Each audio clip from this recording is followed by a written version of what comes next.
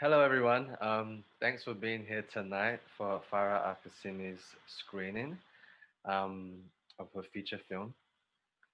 I think it's important to start this program by stating that the Hammer Museum at UCLA acknowledges our presence on traditional, ancestral, and unceded territory of the Gabrielino and Tongva peoples, the traditional caretakers of Tongva, Los Angeles Basin, and Southern Channel Islands. The question of how to resist the violence of erasure and how to honor the legacies that have come before us is something that we at the Hammer think about seriously every day. And so we extend this acknowledgement in honor of the Gabrielino and Tongva people who still live in this area, now known as Los Angeles, as they continue to care for this land. Alongside that, I also want us to move beyond acknowledgement and challenge ourselves to read and look into the land back movement. While acknowledgement is a worthwhile gesture, let's consider how our ongoing occupation without return stewardship of stolen territory to the Gabrielino and Tongva peoples continues a violence, especially within a capitalist system. However, this isn't simply a case of applying numerical value to returned land. For many indigenous people who stewarded the land that has since been occupied, do not actually consider natural resources as commodities. So I encourage everyone to read and look into the land back movement because it's an actionable solution that acknowledges not just the land that we occupy, but that the United States broke its own law by seizing native land and violating the Supremacy Clause in Article 6 of the Constitution, which states clearly that the federal law is superior to laws passed by state legislators. So I wanted to begin with that just to kind of like orient ourselves in terms of where we are and what we can do. Pivoting to Farah Al Qasimi. Al Qasimi was born in 1991 in Abu Dhabi, United Arab Emirates, and she works primarily in photography, video, and performance. So on the surface, Al Qasimi makes images, both still and moving, that seem to conform to the trite Orientalist framework that the West associates with artists hailing from the Persian Gulf. Living and working in both New York and Dubai, Al Qasimi is unbothered by this. It's her hybrid reality, her culture. But it's hard to say to what degree passions for one's culture can redeem its shortcomings, especially when Al Qasimi experiences her culture as incongruence, which is to say, it's the stuff of comedy. The late American literary theorist Kenneth Burke suggests that a comedic attitude towards history is riddled with incongruity, and Al Qasimi's approach to her subject matter is chock full of it. Whether she's delving into the home life as a proxy for gendered realities, or the effective hangover of the Portuguese and British colonial rule in the Persian Gulf, Al Qasimi approaches these tough subjects with a sensibility that is, in her own words, part celebration, part criticism.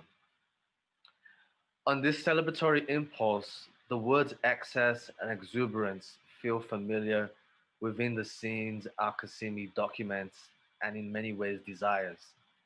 And I say desire intentionally since her photographs perform a type of longing, an ambivalent frisson for more. While contemplating Al Qasimi's images, writer Rahel Ema said, quote, the eyes long to complete them, which echoes with performance theorist Fred Moten's thought that, quote, looking implies that one desires something for the photograph, end quote. But when that photograph is burdened with an affective hangover of colonial conquest, one can't help but mourn the origin in the trace image that presents itself before us. Elaborating further, let's heed Moten's words. Quote, mourning turns so that the looker is in danger of slipping, not away, but into something less comfortable than horror, aesthetic judgment, denial, laughter, end quote. It's as if Moten spells out the emotional entanglement of culture lurking in Al Qasimi's work. When the horror is so much, one can't help but laugh. But before that joy sets in, one goes through the mental gymnastics of looking, turning away, glancing back, judging, denying aspects of the image, of the self, of the others, and then landing on the humor of it all. In many ways, this all sounds like a funhouse. Of late, the funhouse has been a paradigm to contextualize contemporary life in the United Arab Emirates, and it's been on top of mind for Al Qasimi. On the eve of the pandemic, Al Qasimi opened her second exhibition at Helena Anrafa in New York that was titled Funhouse. Although not featured in the exhibition, the prismatic attributes in the photograph Abraj Mall, number 11, sorry, encapsulates the hall of mirror aesthetics we commonly see in funhouses. We might even think of the escalator as a slide or the shifting floors that one might find in the amusement park facilities that are designed to surprise, scare, challenge, and amuse the visitor. That fun houses are inherently participatory. We can think of Al Qasimi's photographs or her gesture to photograph them as wanting us to take up every vantage point, every perspective, in a way to welcome an incongruity through an allure for distorted mirrors. I say allure because Al Qasimi produced an image of a handwritten note for a solo show in Dubai that reads, quote, love all screens equally. I'm cutting to 11, slide 11. Even in Abraj Mall, again, there's this architectural folly that is no different than the many shopping malls that have that kind of like populate the United Arab Emirates. And in a way, Al Qasimi documents it as a way to let us in on the joke, the comical side of mimicry when the UAE brushes up against Western modernity. And while many of Al Qasimi's photographs, like Dry and Rack, are easily recognizable, what if one of them what if one held them in refractory splendor of the funhouse mirrors? If we do, then you're in on the joke as well as the nuance of it all. If you can't, then I imagine you are either puzzled and left questioning whether the images are set designs or real life. Al-Qasimi and I once joked about a Zoom where a student asked her how does she afford to stage all her images. Differentiating the staged and the natural is a constant provocation within Al-Qasimi's work. But again, Al-Qasimi laughs at such a distinction since for many Emirati women, the home becomes their funhouse in a way, a stage for them to both mimic their surroundings but also to adapt so as to survive what, for some, might be a humdrum domestic reality. Pivoting, take the limp, lifeless palm fronds in Bahia Palm Tree, image number 5. The desire to complete it sends us in one of two ways, the desert or the coast. The hackneyed Arabian symbol, the palm tree, has added real estate through the forestation of the deserts in Dubai. But if you zip on over to the beachfronts of Dubai, you see the artificial palm islands and how they now surpass the natural beachfronts. The constructed and the natural landscape meet in a way that troubles the origin. But in a way, Akasimi's work prompts us to ask what is the origin, especially in the aftermath of post-colonial hangover that besets the Persian Gulf. Jacques Derrida once wrote about the concept of the origin and how it's reliant on doing away with the trace. In reality, the origin is never established. Rather, the origin is constituted through a non-origin, which is a trace. Al-Qasimi's photographs linger in this in-betweenness of artifice and the actuality of life, the trace that can't be fully pinned down, but makes itself visible. Which brings us to the film you're about to watch, Al Naar, Mother of Fire. It's Al-Qasimi's first feature-length black comedy film that explores the trace, but from a hauntological standpoint. Only in this instance, the specter that's haunting the Emirates is a dejected jinn or supernatural spirit cloaked in the kind of flowery garb that reoccurs in Al Qasimi's photography. I think I've said enough, so let's jump right into Al Naar, Mother of Fire. Thank you.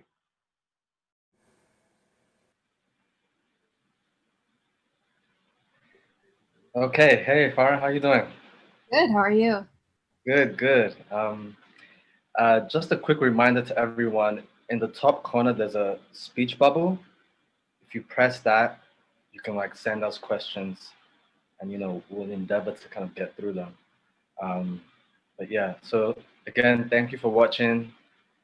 Thank you, Farah, for producing this film. I just wanted to give a quick shout out.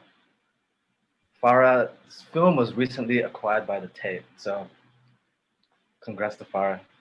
Very And good. yeah, so I think the first someone sent a question about the film is centered around this ghost and jinn, and but at the same time it's structured differently from a horror film. And the question was how and why you used horror, which kind of reminded me of this essay around the horror film and pleasure. And I think something that within that essay by I think his name is Dennis Giles talked about this pleasure in not seeing something or something that's partial, something that's blocked, something that doesn't present itself fully. So thinking about your film, there's elements of that. So maybe you can start there in terms of why horror and how's it, like how are you approaching it? Yeah, I mean, I think to answer the question why horror, it's truly just a personal interest in the supernatural and the unexplained.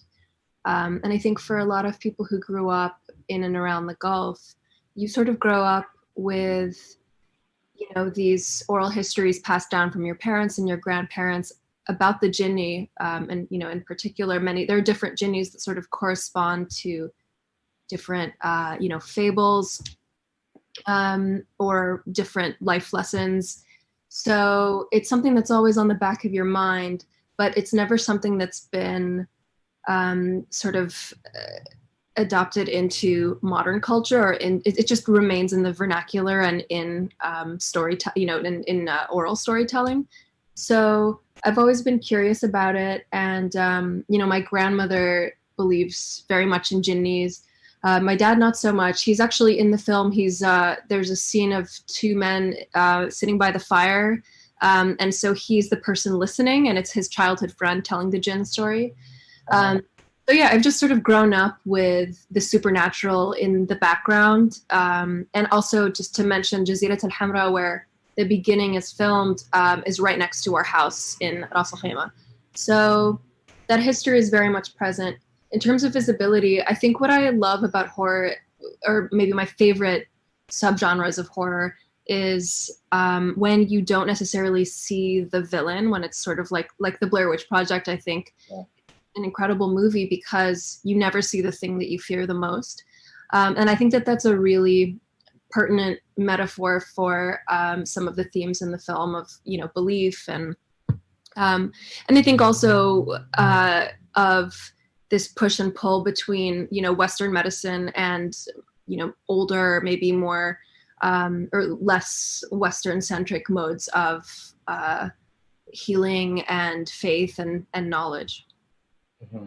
Yeah, and I think to your point about this sense of not knowing what you're seeing or what to expect, in some ways, given the fact that the film is comedic, there's an element of like this jovial element in it. But then, within the work, the Jin talks about this kind of like, feeling lonely, depressed, and I guess talk through a bit about this kind of like how you play with affect within the film, and I think that kind of showed up in your last show at Helena Arafa, this idea of affect and Funhouse and so forth. Yeah, I mean, I guess it's one way of manipulating and inviting emotion. But I think for me, I often set myself the challenge of creating a protagonist that is really difficult to identify with. And I think even though I do this a lot in films and moving image work, I think a lot of it comes back to the problem of photography as a genre, because I started out very much as a traditional photographer. I think there's always this question about empathy, connection, subjectivity, and I'm always, when I'm shooting, I'm always cognizant of this history that my region is entrenched in visually, which is of British explorers or photographers coming to the region to have usually military posts, and then essentially producing the only existing visual archives that we have of the region until, say the 70s or 80s. So I'm always interested in the sort of concept of othering, and in creating this imaginary sort of like pictorial distance between you and a subject. But then for me, the films try to think about how to close those gaps. And in some of the other work that I've done, I've used like sock puppets or, finger puppets, things that literally don't have human faces. And with Um Al Naar, I think it's even, it's one step more difficult because she doesn't have moving features. So every cue that you get about her psychic state, you get from her gesture, from her breathing, from the sort of tone of her voice, and from her language. So that was a challenge that I wanted to set for myself, and I think I honestly just tried to, um, with the depression thing. I mean, who's to say ghosts don't have the normal, the human spectrum of emotions? So I like the idea of creating this Jin character that you never actually see, but maybe you recognize something of yourself in her and her struggle to want to feel like a legitimate, autonomous, powerful being. Yeah, no, definitely. I think this idea of visibility and visibility, and how do you? I think a lot of folks, I think what's her name, Judith Butler talks about like recognizing empathy within a subject and how the face is so important to that. But when the face isn't there, like how do you kind of like access or find empathy? And it's interesting that you approach it through cloaking Mm-hmm. the subject. So I think there's a scene where Um Al Naar is in the grocery store, and you get the sense of, to me, it kind of raises the question like, who's being ghosted? Because no one is recognizing her. Right. Although at the beginning, and maybe we can use this, when she's at the site, she does scare those men. But Mhm. then in the grocery store, which is a very like, you can think about it as like an epicenter or a center or node for capitalism, whatever. She's not visible, but she's able to scare those men early on in the film. So Yeah. yeah, Yeah, I mean, I think it's very much got a sort of piecemeal logic to it, and I like that. But I think that there is. I know there's a movie where this is the main narrative, but I can't for the life of me remember what it is.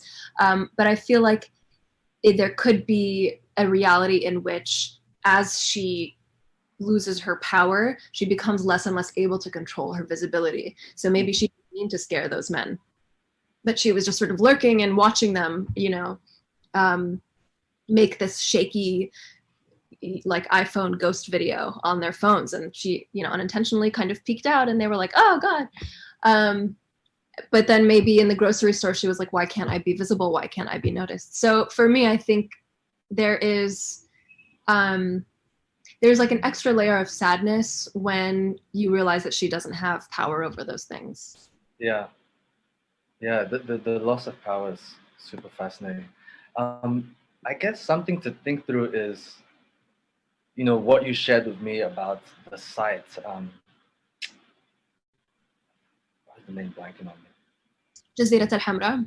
Yeah, Yeah. and how that site now, um, is now being built up in a way to become like a museum and architecture kind of like pilgrimage. There'll be cafes, and it's interesting how in the film, Um Al Naar is in one scene, her favorite museum is one that's kind of like fixed in time, Mm-hmm. so to speak, and then she's also critical about they need their museums and stuff like that. So it raises questions about like how do we best like not maybe archive or observe history, you know, and then, yeah, what are your thoughts on that, given what is now happening at that site, you know? Yeah.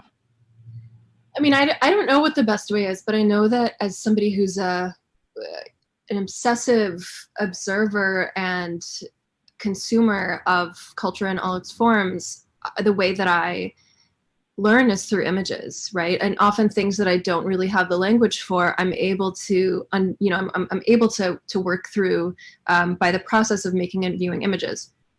So I don't know. For me, it's like opening. Instagram and looking at a geotag for a place that I've never been, you know, or like looking at when I'm here, I look at the Jazira Hamra geotag a lot because I'm interested in what people are posting, even if it's like some crappy latte or something, you know, from a cafe near the site. So I think that for me, it's the informal and it's the sort of like quick desire to, you know, like obsessively chronicle the mundane that I find really important as a sort of historical document. Like when you find I can't remember, I think recently there was an article that came out that was like they found a perfectly preserved, it was either a piece of bread or a hunk of cheese from Pompeii. And that, to me, that's what I love, is like that somebody was just cooking one day and then all of a sudden history was altered forever. So I think that there's a lot that those seemingly mundane moments can contain. And then one thing that I want to bring up too, which isn't really talked about very much in the film. So I went to this haunted palace. There are a couple of scenes that are filmed there that is actually said to be haunted by Portuguese bones. I'm sorry, it was built on top of Portuguese bones. It was built on a Portuguese burial ground, and so it's haunted by colonial ghosts. And it hasn't been lived in for years now because everybody knows that it's haunted. But it was recently sold to a developer who is now cleaning it up and turning it into a hotel where like you can go to get scared, you know, and then in like cafes, and I think they want to put in a water slide. But it's the sort of compulsive institutionalization of capital C culture that I think I'm trying to really question in this film as it relates to this larger hunt for a national identity in a place where, you know, it's so incredibly new. And on top of that, the Union was overseen by the British, who were there as a sort of imperialist, you know, protectorate presence. So, yeah. Yeah, no, I think it's. I like how you picked up on this kind of the everyday, like the piece of cheese, which, you know, I guess the whole question of like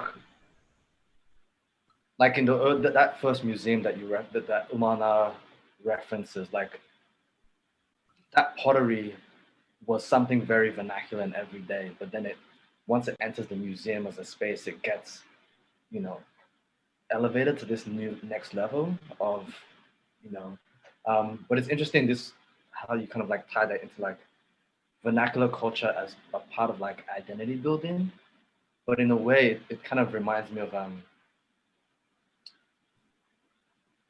you know, the fractious way in which it's kind of like evolving or developing in Dubai, you know. Yeah. Yeah, you can.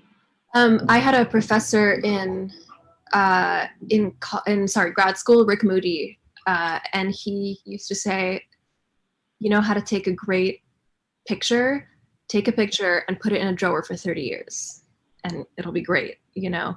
The idea is that the veneer of time is what makes something relevant or makes something it just gives it meaning. And I find that really funny, especially because the main photographs that we have of the Emirates in the 20th century are these two coffee table books by Ronald Codre and Wilfred Thesiger, who, you know, European photographers taking these, you know, very sort of like stoic anthropological, very straight-laced portraits of the tribes around the Trucial states, and then sort of including them with these anecdotes. So it's just interesting to me that, you know, that is kind of what we have. That's what forms our visual lexicon of that place and our people. Yeah, I know there's a ton of questions. I know you and I can like chop it up for hours. So I think let me sift through. So Zoe mentions, is there a soundtrack that goes with the film? The last song near the end when all the women were dancing was amazing. Please tell me it's out there somewhere to listen to. Which, in a way, you know, Farah is secretly a musical maestro, but I know you have an EP. Well, let me know. Okay, go ahead. Like, No, it's fine. Thank you so much. I wrote the music for the film because I made it on a budget, but I'll put it out there someday. okay. Yeah. Um, Someone else asks, can you speak to the role of absurdity overlap with religion and post-colonialism in your work? Um, the role of absurdity. With religion.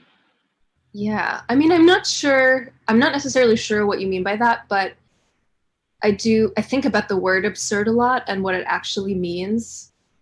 And I think there's a lot that's contained in religion that we would think about as absurd. Mm-hmm. But then there's also a lot of things that make sense to people. Like, I know that jinn possession has been linked to conditions like epilepsy or bipolar disorder. And so, to me, the word absurd is sort of like the space between Western medicine, and the kind of the manual of, I forget what it's, the DSM. Yeah, diagnostic. Yeah. And the people who are diagnosing these as jinn possessions, and so I guess it's like, where do you situate yourself on that scale, and can there be room for science and things that are completely unexplained? So I don't know, but I also may be misinterpreting the question. Yeah, for me, I think, to your point, absurdity for me, I think about how it can quickly go towards nihilism in a way. But also, I think thinking about it within this post-colonial framework, I'm reminded of, like, I think Walter Benjamin talked about, like, in the thesis of philosophy of history, like how within class struggle, there's a focus on like the material things, but there's never this consideration of like the spiritual. Mm-hmm. And I think, I don't know, I'm not sure what our mode of class struggle that's going to be effective in kind of like, Yeah, well, I mean, but yeah, like, go ahead. I think that's also sort of a secondary thesis of the film. What gets left behind as we mobilize towards an idea of progress that's very much based on an idea that we have looked at and tried to mimic, rather than something that was sort of born out of a set of standards that make sense for a certain place and where it is in time and location. And I mean that, sort of like economically, but I also mean that, so an important thing that I think relates to this, to give you an example, the kind of dancing that I talk about. So exorcisms, first of all, have been outlawed in the last several years. Yeah. And Ma'laya, the drag dancing that I showed, has also been outlawed. So these are two things that were very much a part of our culture. They were accepted. It was just logical. My father has just grown up around exorcisms, and Ma'laya was still a little bit more taboo, but it happened widely, mostly at weddings or celebrations. And so with the continued, growth of the Emirates, there have been obvious changes in legislation. Some of those have been, related to women's gender roles. There was one law that almost passed that said women had to breastfeed for 2 years, but that thankfully got vetoed.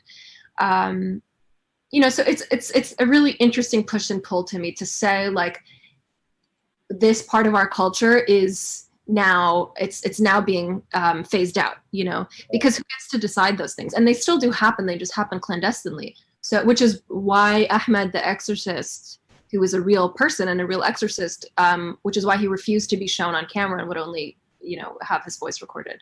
Yeah, that's interesting. Okay, another question.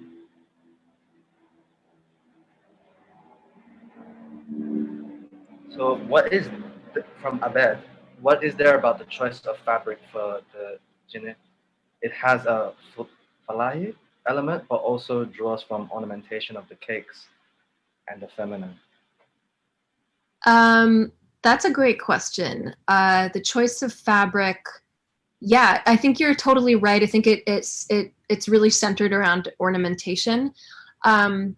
So the first visual reference I had was these Genie like exorcism videos that I was finding all around the internet, where they do have to wear different cloths. So the form of Um Al Naar is taken from what a person being exorcised looks like. Because like you saw in that found clip later on in the film, the process of exorcism is you come, the jinn says this is what color cloth I want, and then you have to find that cloth and cover the person, and then they start sort of like shaking underneath as the jinn gets agitated by the sheikh or the babazar.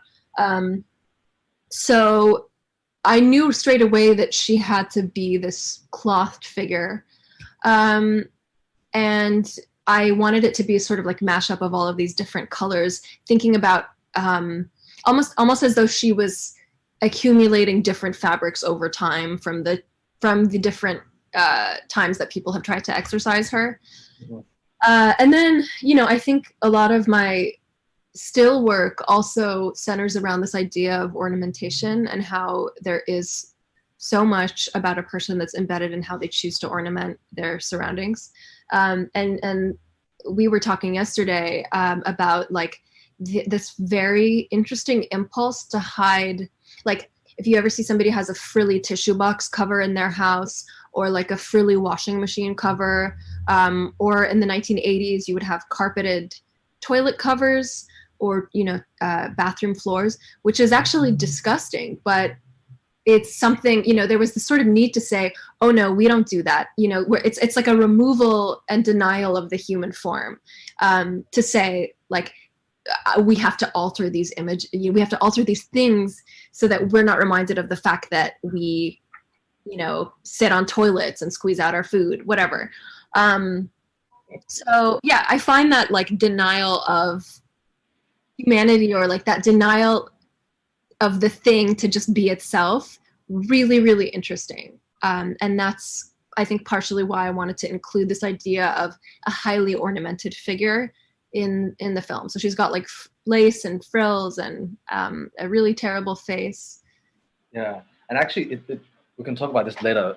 I know we spoke yesterday about how that, in a way, traces to the kind of like the development of Dubai as this city that's now growing vertically and building like artificial spaces, like as opposed to like letting the thing just exist. It's now become these staged vistas in a way that is just popping up everywhere. Yeah, I was talking to Sophia Maria about this the other day, who's an artist whose work I love and admire.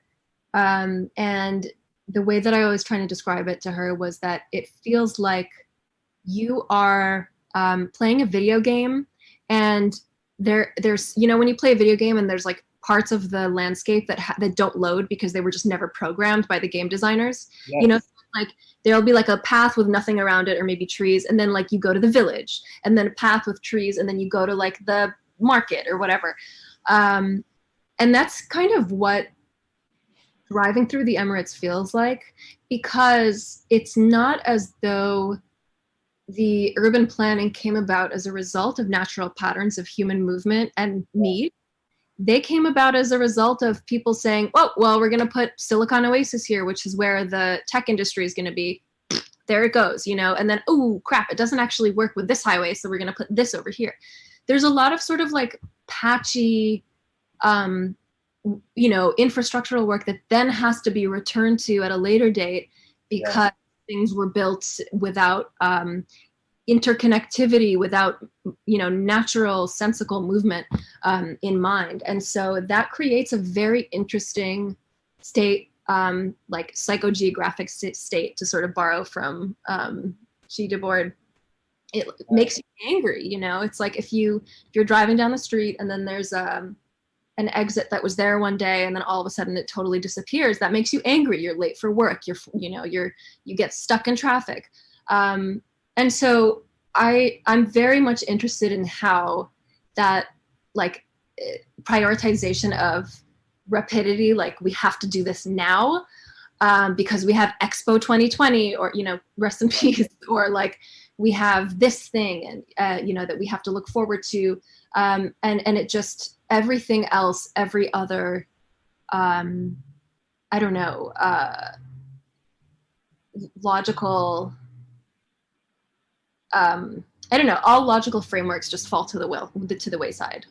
Yeah, and I think with the illogics of this urban planning, it ties back to kind of like the absurdity question. But it's the incongruity of this layout on the plan, kind of like what I alluded to in the text I wrote. Like, you know, it induces anger, but then in a way, it's led you to this kind of like comedic, although it's a caustic comedic element in a way. It's critical in that sense. And I think, who was I thinking about? Harun Faruqi talks about that, like in the video game, where Yeah. you're like moving and then it's like you drop off into this black zone. So good shout out to Harun. But yeah, what are some other questions?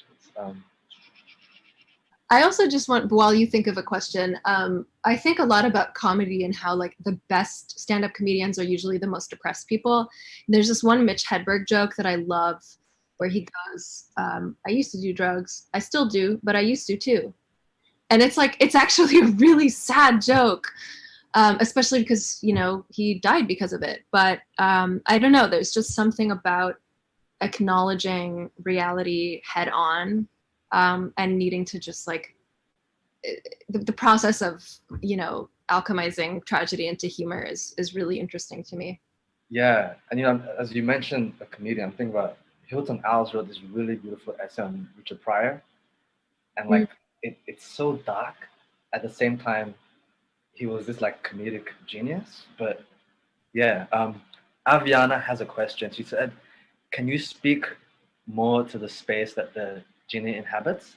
The genie seems to move between memory, desire, loss, creation." I think that's a really beautiful way to put it. I mean, I think you kind of summed it up pretty eloquently. I would also add maybe imagination to that, because I think a lot of these jinnis, wouldn't exist without imagination and projection too, of human emotion and behavior. There's one jinni called Umadues, which means mother of the sickle, and she is a jinni who has beautiful eyes, and she hides in the desert, and she seduces your husbands. And if they accept her seduction and become adulterous, then she dismembers them with a sickle, which is her hand. Oh, and she has a donkey leg also. I forgot to add that. So Umadues, I think, she exists in folklore. She exists in history. She probably exists in nightmares. And I think what keeps these jinnis alive and these stories alive, I think, is just retelling their stories, whether it's real or not. I think it says a lot, about people, and I think and about society. I think about what people fear, and I don't know, and what they want, what they value. Yeah, to your point, I think this the imagination and how that's tied to orality. I'm thinking about I think he's a Kenyan philosopher, but he talks about how the act or the art of orality, it's kind of it lends itself to a performance, and I think within the work and the film, how Umana kind of like is performing and moving through, like, yeah, like you said, this imaginative place, which isn't kind of, it's because I think creation and imagination are quite distinct, and I like how you kind of like added that, because it's not wedded to like a thing that is fixed yet. Imagination, it's kind of like riffing. Um, Another question, from Valentin. I'm curious to know, how do you think the audience in the UAE will respond to the part of the film about male dancing? And what were your thoughts when editing that part? Um, I mean, I haven't spoken to everybody who's seen the film as much as I would like to have like an Excel spreadsheet of response as an OCD person. But many people I've spoken to, you know, at first when I made it, I think my scandal meter is like really off since I've been living in the US because I was like, ooh, was kind of scandalous because it's like outlawed and no one talks about cross-dressing anymore. But most people who watched it were like, oh yeah, that's cool. You know, I remember Malaya, or I miss it, or like this one video that came out that was banned by the government. And it was much more of a sort of casual recognition. Yeah, Um, yeah, yeah. but everybody's different, you know, so certainly some people may have been more sort of uh, concerned about it than others. And my thoughts in terms of the editing, obviously all I had was found footage, you know, in the sort of like dark recesses of YouTube. Uh, but I wanted to really slow it down and, you know, so that you're really just enjoying the movements, the kind of like hypnotism of the movements. And maybe also getting into some of these ideas of hysteria and dancing and letting go, you know, and thinking about this genderless space as a pressure valve for a society with, you know, like many other societies, extremely regimented ideas of gender. There was an important video that came out a couple of years ago, like surfaced on the internet, of a very famous, he's queer, but nobody will say it, Emirati entertainer. He's sort of like a local figure. He doesn't really do anything, but he's like a soccer fan and he wears crazy soccer outfits and he owns a restaurant. His name's Khaled Harriya, and he was, somebody like got a cell phone video of him dancing Ma'alaya with a man at a wedding, and he had to issue a public apology. And he also, and the video is just like completely removed from the internet. I mean, I don't know how they did it, but it's been scrubbed. So, you know, except for the few people who have it saved to their phones. So, yeah. Okay. Um, Danny, at which moments do you feel yourself wanting to experiment and break out of film traditions, especially given your incorporations of photo elements, humor, music, for instance? At which moments do I feel myself wanting to experiment? I guess at the moments where I'm getting bored. I think, you know, editing this film, it was my first attempt at making something of the sort. So I was very aware of wanting it to move between sort of like studio art film and, you know, documentary footage. And because I wanted people to sort of question what parts of the film were real and what parts were fabricated. So I tried to just use my best judgment with switching up forms, you know, back and forth throughout the piece. Um, Steve, Farah, can you elaborate briefly? I guess you touched on this, on the video clips capturing actual exorcisms. They were terrifying. Yeah, I think I touched on it, but yeah, they were found from around the internet, and they are terrifying. I agree with you. Yeah. Aaron asks, Farah, can you speak to the rich colors and textures in the film? The overall fabric of the piece was visually luscious.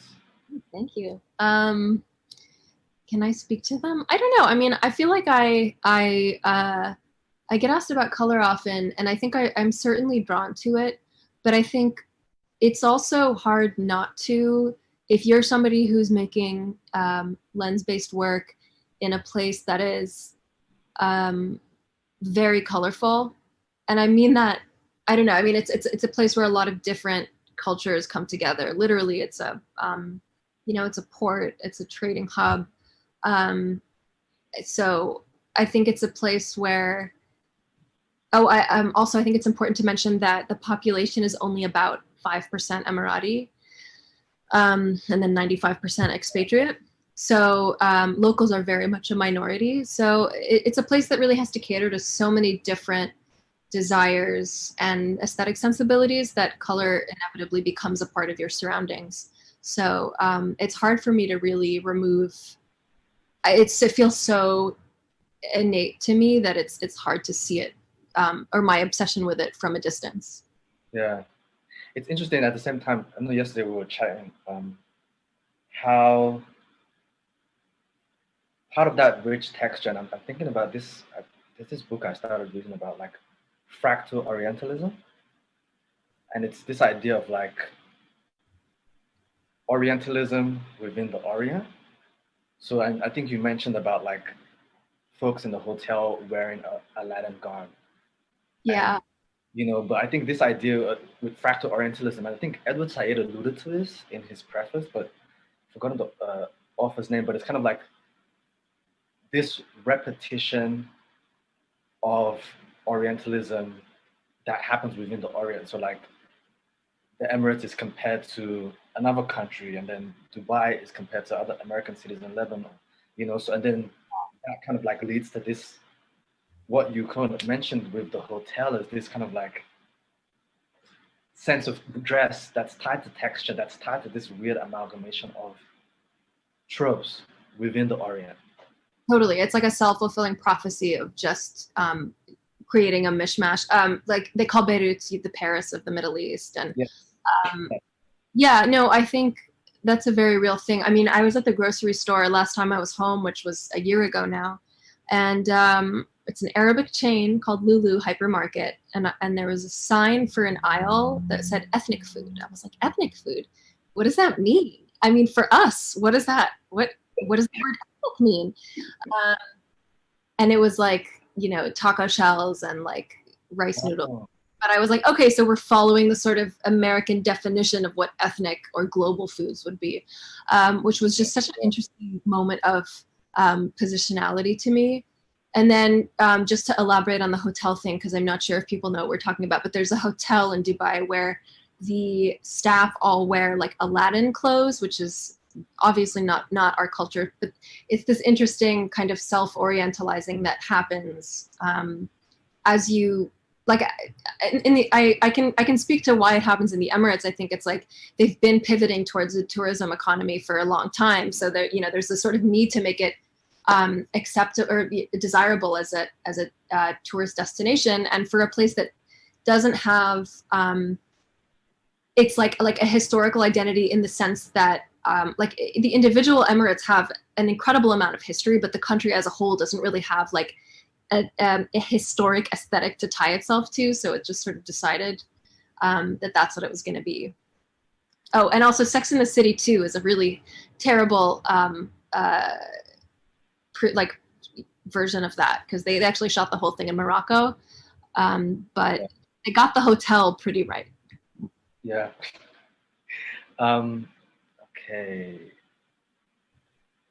From Linda, Genies typically women, i.e., thinking of witches, etc. Yes, anything evil is typically a woman in history. Mm. Um, from Scott, how should we read Al Naar's somewhat ambivalent attitude? Read the colonialists. She seems both depressed at losing the way of life upon their arrival, but becomes friends with the Portuguese ghosts. Yeah, I mean, I think her being cordial with the ghosts, the Portuguese ghosts, I think it's a relationship of necessity and peaceful-ish coexistence, because I think a lot of it is about her relinquishing control over her surroundings once she realizes that she's starting to lose it. Um, and I think for me, there's also a lot of not necessarily ambivalence, but sort of oxymoronic uh, behavior in the film where, she's expressing a kind of distaste towards the Western world, but then she listens to the contours.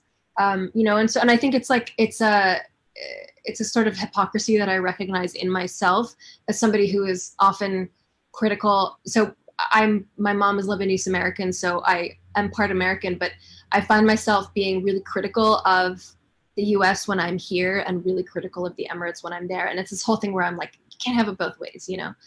Um, so yeah, so I think it's a human thing to want to, to need to sort of adjust to your immediate surroundings, even if they're not ideal for you. So I think that's what she tries to do. Yeah, I think it's interesting that back and forth of being critical or not. I'm thinking of like,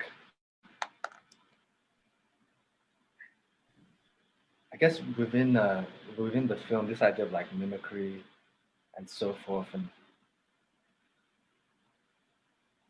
why am I blanking? This idea of like mimicry that kind of like when you move between different locations, and then you know, in a way, like when mimicry is found out, or when it changes based on like where one's position is, or where one is kind of like looking upon something. And I think given it's interesting that when you switch between US and America, you're critical of like what is most proximal to you. Um, yeah. Yeah, I just like to complain. Yeah. I think maybe we should end on the last question because somebody asked about particular urban legends and supernatural experiences, and I feel like that's a really good place for me to say the last word. Does that sound good? Yeah. Yeah. Okay, so I'm going to tell you a ghost story. So a lot of I forgot my flashlight for under my face. So as I mentioned, my family lives in Ras Al Khaimah, right on the border next to Jazirat Al Hamra, which is this traditionally haunted village. So this is my sister's story, and it happened to her when she was about, I want to say 15 or 16, and I was 6. So our house in Ras Al Khaimah, it's a very small one-story house. And it's right on the ocean. It's basically on a cliff, so it's surrounded by nothing but darkness for miles. And our uncle had gotten married one night, and you could still hear the drums from the wedding from our house. And so my sister says that she was falling asleep, and I was in there was a room with 2 beds, and I was in the bed next to hers. And she woke up in the middle of the night and couldn't move, so she had sleep paralysis. And the room all of a sudden got really cold and smelled really bad. And she managed to turn her neck and look at the bed to try and call, say, Farah, where are you? And I wasn't there. I had totally disappeared. And this woman in a sort of Victorian dress walked in the room, and like very slowly moved and walked. I'm getting chills because it sounds ridiculous, but I mean, she swears it's true and I believe her. So this woman walks in between the 2 beds and then kind of like dissipates, and then flies into a painting that was hanging on the wall. Okay. And then my sister could move again. And then somehow next thing she remembers, I'm in the bed again.